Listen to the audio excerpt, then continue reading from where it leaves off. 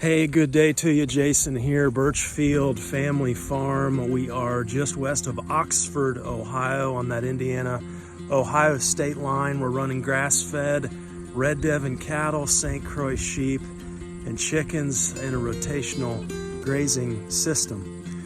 I have a good word for you today. This comes from John 10. Therefore, Jesus said, again, I tell you the truth, I am the gate for the sheep. All who ever came before me were thieves and robbers, but the sheep did not listen to them. I am the gate. Whoever enters through me will be saved. He will come in and go out and find pasture. The thief comes only to steal and kill and destroy. I have come that they may have life and have it to the full. When we purchased our farm here now, it's been a little over 8 years ago. I remember my attention it was this time of the year, my attention was drawn towards a larger window, actually in that big red barn there. It's on the other side. It's an octagon-shaped window at the top, and I could not take my eyes off of the number of flies in that window, and to sit there and watch them, almost mind-numbing to watch the way that they bounce against that window, and they sit there and they do that until they eventually end up dead. And I remember the Lord speaking to me in that time that this is a lot like the culture and the people in the culture that we live in. So many things on the other side of that window, so many things that we think we know what we need, right? And addictions of all kinds. Basically, though, that represented sin and going our own way, right? And we go that way, we think we know. We can see through the window, it's right there, right? It's right there, bam. Again, bam, bam. And what ends up happening is that those cycles eventually lead to death. Thanks be to God, because He is the one that invites us to come down. We can come down from that window and trust Him, and He'll lead us out through a real door, through to real and true vast freedom outside. And that is His invitation. And I just want to remind us of that simple truth today. You don't have to stay stuck. You don't have to continually bounce against that window. We're invited into abundant life, into real life and real living and real freedom. And that's the invitation of Jesus. Okay, here we go. Let's get them on the move here. Let's look everybody over. Sammer's going to be up top with our eye in the sky there. A few flies here and there. We're hitting the 40s at night though, so nothing too bad. Come the sheep. We were talking about them getting dirty. I did notice maybe one, and she has since cleared up. But you know, we had between 4 and 5 inches of rain, and you get that grass greens back up, and you will inevitably see a little bit of scouring on the animals. 1 or 2 sheep, maybe we noticed that in, but the important thing is you notice a pretty quick recovery. And you know, with scouring, we've talked about it before, but it can be worms most of the time. It's more like a coccidia that causes that diarrhea, but then it can also be nutritional, and just a very green forage. The important thing is to keep an eye on them with their alertness, how active they are. You know, are their ears up? Look at them hitting this sorghum already. There's a little patch of sorghum over here. Oh boy, the cattle are going to be upset if they don't get any of this. We'll walk around here and talk about this paddock. This is probably our weediest paddock here in 11. Look at them just hammering this stuff. So we left the chicken tractor here a little long when we had chickens in here, and there was a bare spot, so I threw some sorghum out. And man, they're loving it. Great to have that this time of year. But you can see all the weedy stuff here. Look at all the spiny amaranth. This is probably our weediest paddock, and what happened here is this is exactly where we put out that hay last winter. Okay, and I wanted to highlight this spot. Those of you that have been following for a while know we did a bale grazing experiment right here, and put a big bale out and kept track, actually, a big round bale, and kept track of how long that took, and compared it to our system of just throwing out what they need each day. we use twice as much hay. Twice as much hay, or in other words, we used a certain amount of hay and they went through it in half the time. And so twice as much hay is what it's going to take if you want to bale graze. I am not a fan of bale grazing. Hay rings, don't tell me about hay rings. I've heard it all before. Not doing hay rings, cattle with horns. And if we did, the main thing we don't do hay rings, reason why we don't do hay rings is because the sheep would never eat.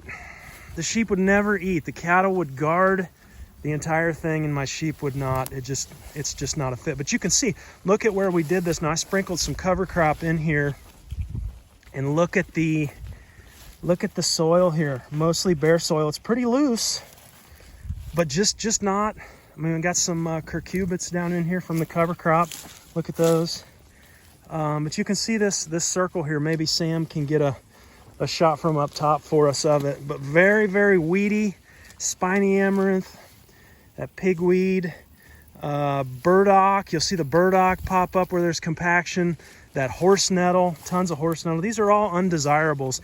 And so I think a mowing is definitely in the picture here. Of course, gosh, mowing this now, you know, we're not gonna be doing anything but spreading all that spiny amaranth seed there. But you know, that's the way it is. Sheep here hitting that cover crop. Is that purple top? No, that's a, I don't know what that is. Oh, I think that might be a purple top that was grazed once. Look at that. And then it put out greens again. That's pretty cool. Purple top turnip, perhaps, maybe not. Anyhow, that's kind of the story on our experience with bale grazing. I will not try that again, simply because I can't afford twice the hay cost. You know, I don't care what the regenerative gurus are saying. It does not work for us. So what do we do? We'll go over and I'll show you what we do in the system that works for us to maximize our haying potential. But let's take a look at paddock number 10 here coming off of. We've got the John Deere 300 over there. Got the hopper loaded up with the cover crop seed. We'll get that put on here, but you can see we let them graze this way down. Let them knock it back. And we're a little late in the season to be doing this overwintering mix. Usually we get our first frost about mid-October, and you know, we're coming up on that pretty quick here. Nothing in the forecast, but we're hitting 40s at night, getting a little chilly, and this should have already been in the ground, but that's okay. We started coming behind them. We did paddock 8 over there. We seeded paddock 9. You can see it coming back, and we'll go ahead and drop out a little, putting down about 22 pounds on this quarter acre will be enough. Let's head over here on paddock 9 and see what we can see here. It's coming back. I don't know that I see much cover yet. We need a little rain on it. But yeah, we'll get this seed down. And I wanted to talk specifically today just about overwintering strategies, mainly hay versus stockpile grazing. I think, you know, we've talked about this before, but anytime that you can have animals grazing, when you compare the cost of that to harvesting forage, harvested forage on average is 4 times the cost of grazed forage. And so that includes anything, you know, like your hay, silage, any of that, because you've got time, you know, you've got labor, and you've got cost to harvesting that forage. Whereas when you graze, you know, animals are doing it for you, and it's not just that, but they're putting out fertilizer out the back end, and you are actually improving the ground when you graze. And so some of the strategies there, stockpile grazing, you know, I wonder about stockpile grazing.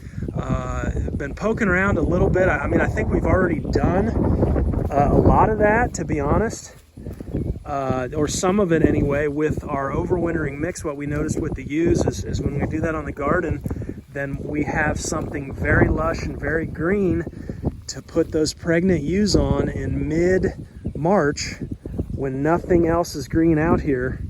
You know, that's green covers overwintering mix, and that gives our ewes a real shot of good stuff. So that's been a huge fit. That was kind of the start of our, I don't know if you want to call it stockpile. I guess it is kind of a form of stockpile grazing. But I'm more interested now in, you know, as we look ahead, we're going to be grazing some more ground next year. Those plans are in the works now. And so I'm looking at, you know, we have a farmer that makes hay for us, and that's good. It's good. But rather than buying hay, what would it look like to stockpile graze some forage? You know, out here, you know, I know we've got some pretty good ground just beyond the windmill there. You know, what would it take for us to stockpile? And what I mean by that is you're putting seed out, usually around here sometime in August. You're letting that grow then ungrazed, and then throughout the winter you give your animals limited access, just what they need each day, and you move them through a system of grazing through the winter. Now, lots of challenges there to stockpile grazing. I think one of the big ones that isn't really talked about a lot is water. And I hear folks say, well, you know, if you got snow, or if they're grazing, you know, plants that were alive, you know, or are alive, you know, they're okay, they don't really need water. Well, I'm going to have water for my animals all the time. I don't care what, you know, people say. You know, you're not going to have as much water consumption through the winter as you would here summer, early to mid-fall here, or even middle of the summer, but you still need it. And so figuring out a water system, you're going to have fencing, right? Electric fence where you need to contain them. There are certainly challenges, but the benefits there, to me, it seems like those would be pretty incredible. You know, you're able to not have to use equipment to harvest. You're going to let the animals do that harvesting. They're going to be out. They're going to be continuing to fertilize your ground through the winter. And I'm just really drawn to it, to be honest. So Green Cover does sell, I noticed they sell a stockpile grazing mix. And so I called over, talked to a rep today. And my question was, you know, in Ohio here, our average hay harvest yield is, you know, 3 ton of dry matter per acre, okay, here in Ohio. And my question to this rep was, well, you know, if I sow seed in August, you know, realistically on average ground, you know, what can I expect as a dry matter yield, you know, through the winter? What was interesting, his response to me was, you can expect as much as 3 tons per acre. Using this stockpile grazing mix, they're recommending 50 pounds an acre when broadcast seeding. That stuff is running about $65 for a 50-pound bag. So for $65, I can potentially get three tons an acre of dry matter forage in the winter without, you know, necessarily having to fire a machine, you know, and letting them graze through the winter. And, you know, the really interesting thing about when you think about that is, you know, you could take a cutting or two. I mean, this rep from Green Cover was even actually recommending, he said, you're going to want to knock back that forage. So take 2 cuttings and then come in after that second cutting. And so your stockpile grazing mix here, mostly black oats. I think there's some sorghum in there. You know, you hear guys talk about fescue, and one thing I've noticed here with fescue, we've got a hay field in the back, 26 acres, that is mostly orchard grass, and I think it would be a complete disaster if you tried to overwinter on orchard grass. It just does not hold up in the wintertime. This fescue, I think you've got a shot at that, but the problem there is you just don't have that protein that you need. And so I think that's where, you know, knocking this back in early to mid-August, and then sowing your cover crop. I mean, take a couple cuttings of hay or forage if you need to, or graze it, graze it all season, and then come in with your stockpile mix, and for $65, to get 3 tons of material, I'm paying north of $100 a ton right now for hay. And it's not just about the money, it's the labor right through the winter, having to throw that out. And a lot of times I know producers having to fire up tractors and move the round bales out. Tractor doesn't always want to start, in the winter. You got all that horsing around. Now there's a different set of parameters there. We talked about that when we're going to stockpile. There's other things you got to worry about. But I don't know. I really am intrigued by the concept. We're going to continue to put this overwintering mix out and use that for the sheep in early spring. But just an idea here that may make sense if you've got a little ground. That's the other downside, though, is you've got to have a little ground come August to set aside. You can't be on it. You can't be grazing it. Got to set it aside. And come mid-August, it's basically done. It's done for the grazing season. So you got to be able to give that up. But I think there's some strategy there. What in the world, bud? Seriously? Yeah. Okay, war paint. So whatever there. Yeah, kick it up. Gosh. Yeah. That's the disadvantage to running multiple bulls. There's another bull out here on the rented ground, and gotta keep up appearances on the male front here, whatever. Anyhow, just an idea. I think it does make a lot of sense to at least give it a try. And I think there's some non-GMO soybeans in there, some cowpeas. Of course, your sorghum, your sorghum's going to die off. And there's not a whole lot there in that sorghum, after it dies. But you're gonna have some dry matter, and of course you want to wait at least 2 weeks after a freeze, and then you can put them in on it because of that prussic acid. But anyhow, it's got me thinking, and as we plan for next year, come August, we will definitely be giving that a shot. Okay, Sam, we're on the old 300 here. Little broadcaster on the back. That'll get her done. So for those of you that followed on that last video, we got these 3 posts here. One's a corner post, and we had our sail up, our shade cloth. You can see we got a lot of really, really good impact right over here in this corner. Don't think I'd want to leave them here much longer than we did, which was about, where were we on this, 2-3 days here.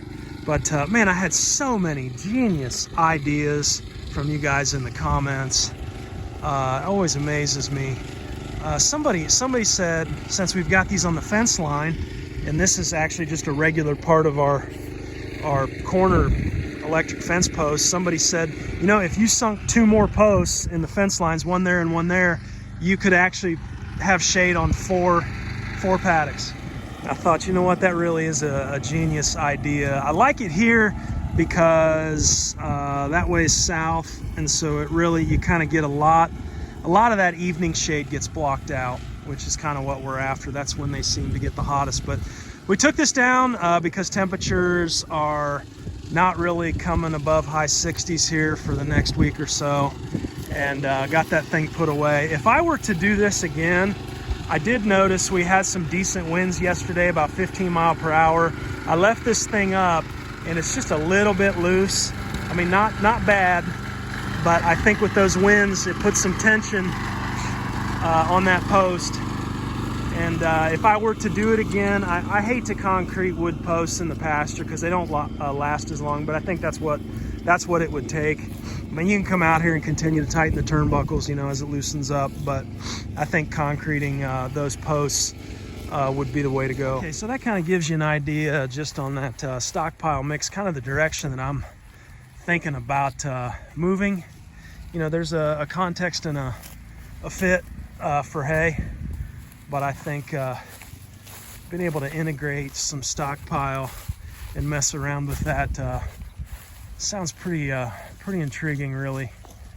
And again, you know, if I can get the same tonnage per acre out of a stockpile mix that's sown in August versus 3 cuttings of hay, you know, in other words, taking 2 cuttings of hay and then still getting that additional 3 tons dry matter through the winter, that's pretty appealing. I had somebody asking about netting. No, I don't typically run the netting except for lambing season, but right now we've been clamping them down on each paddock and feeding hay. And when we do that, if I don't do that, the sheep will pop out onto better stuff like this. Look at this paddock number 6 here. Is it looking good or what? Really bouncing back with the green. We have not mowed this. Have not mowed this paddock all year. Isn't that amazing? Again, I think that's about getting that stock density right. 50,000 pounds or greater an acre is what Salatin says, and I do agree with that. We've seen that firsthand. 50,000 pounds of live weight animal per acre as you're rotating to see pretty good improvement year to year, and I would happen to agree with that assessment.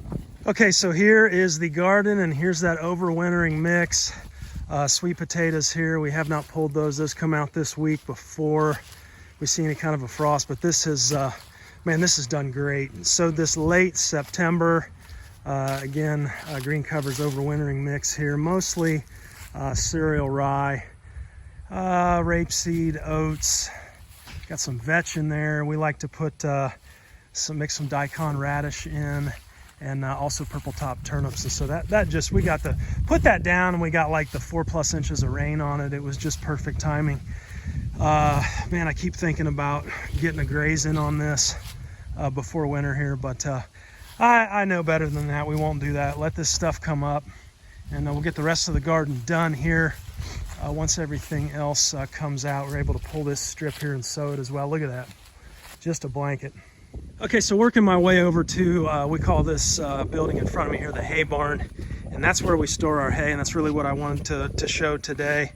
You know, easiest method for us is I like to overwinter in this paddock right here. Those are grain feeders, by the way, but those are belong to the rented. This space is rented right now to another farmer, but we'll come in here and we'll occupy this ½ acre or so. We've got an automatic water surrounded by concrete. That concrete's worth its weight in gold when it gets wet and muddy. So what I like to do, because we get so much of this pigweed and so much of the horse nettle and all the undesirables, I do not like to spread hay around anymore unless you can just put out a little less than what the animals need. That way they clean it all up. Basically what we do though is we come out of that barn there and just, we'll unrope this in the wintertime, put all our hay right down through here. You can see this middle section where nothing really grew. And then I'm roping this off in the grazing season, and I'm sowing a cover crop mix. We've grazed this, gosh, I think it's been 4 or 5 times. All kinds of stuff in here, a lot of sorghum. But what I wanted to show is when you let this go then over the summer months,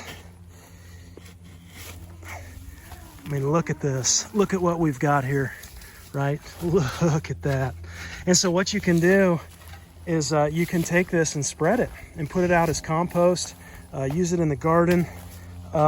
Just incredible stuff here once it breaks down, right? You can see the sheep manure on top there when we've grazed them. Haven't had cattle in here as much. But, you know, this is, I don't think we scooped this winter before last, so this would be like 2 winters of hay. They're going to hay on this. They're going to stomp it. Look at that. Look how black and rich that is. They're going to stomp it. So you've got that whole mix of just a, as Joel Salatin calls it, a carbonaceous diaper mix in here, right? And then all this will pretty much winter kill when that first frost comes along. So I'll take you around and show you what you can do with this stuff. And then voila, it is the new strawberry patch. You can see the hills we made here with that spent manure. And we got somebody close to us, Central Ohio, that raises strawberries. These are all runners that we cut off. She didn't want them. And they're doing pretty well. They've just been in here a few days, so there's one there that's popping up pretty good. But we'll cover these with a little bit of hay and keep them tucked in through the winter. And berries in the fall then. So one way to use that spent hay, manure, and all that nasty material, turn it into something good. Hey, thanks for hanging out with me today. If you are somebody that stockpile grazes or has experience with that, weigh in here on the channel. Tell us about it. Tell us about your experience. What do you think on tonnage? It's three ton dry matter per acre. Is that realistic through the winter? What have your challenges been? What about water fencing? Tell us about it, and we will learn from you. Thanks for being here. Be blessed. Be at peace today, and take care.